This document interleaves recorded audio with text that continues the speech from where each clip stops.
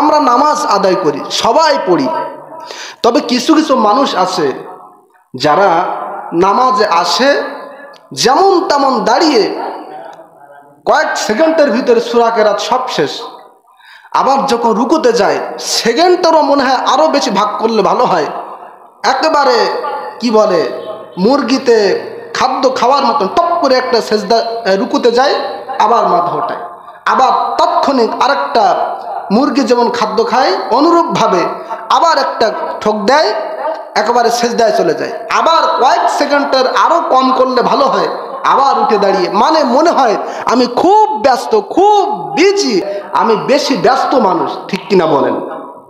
কেমন মানুষ বেশি আছে না নেই? আমার কি বলা ভুল হচ্ছে নাকি? আল্লাহ পাক তাদের ক্ষেত্রে বললেন ওয়াকুমু লিল্লাহি কানিতিন, দুনিয়ার মানুষের সাথে তুমি মস্করা করতে পারো, ঠাট্টা করতে পারো, কিন্তু আমি হচ্ছে এমন রব, আমি হচ্ছে এমন প্রভু, আমি হচ্ছে এমন আল্লাহ, আমার সাথে ঠাট্টা মস্করা করা যায় না, বরং নামাজ যদি পড়তেই হয় ভালো করে আদায় করো। সুবহানাল্লাহ।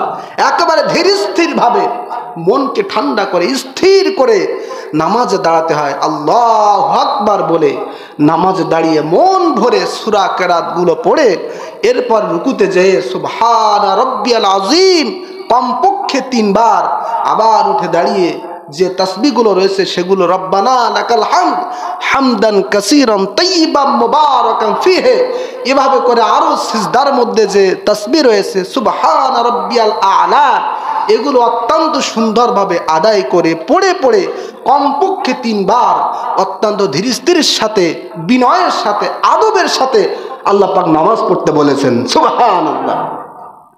তাহলে নামাজে কি ব্যস্ত হওয়া যাবে? নামাজে কি তাড়াহুড়া করা যাবে?